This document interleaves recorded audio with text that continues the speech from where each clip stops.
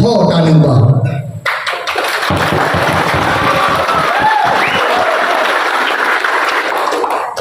Bismillahirrahmanirrahim.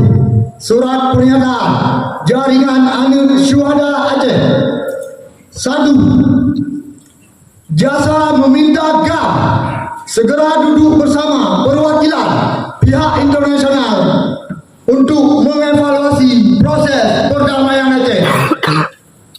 Poin kedua, Jasa meminta GAM segera mendesak pemerintah Republik Indonesia untuk menyelesaikan segala butir-butir perjanjian MOU Helsinki sesegera mungkin demi keberlangsungan perdamaian Aceh.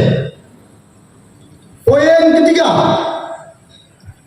Jasa meminta GAM memberi atensi khusus kepada pemerintah Aceh, dalam hal ini Gubernur dan DPRA, untuk mengkaji ulang poin-poin dalam Undang-Undang Republik Indonesia Nomor 11 Tahun 2006 tentang pemerintah Aceh, atau lebih dikenal dengan sebutan UPA, harus sesuai dengan amanah MOU Helsinki.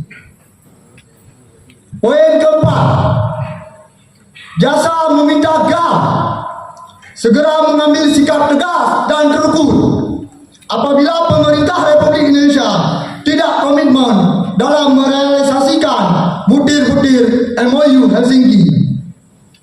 Jasa juga, poin kelima, Jasa juga mendesak pemerintah Aceh, Gubernur dan DPRA untuk segera duduk bersama demi menyelesaikan polemik Kanun Nomor 3 Tahun 2013 tentang bendera, lambang dan himne Aceh.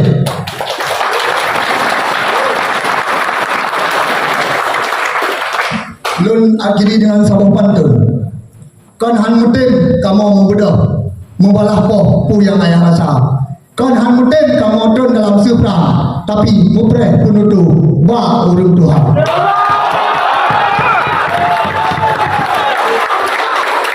Demikian, billahi taufiq wal hidayah. Assalamualaikum warahmatullahi wabarakatuh.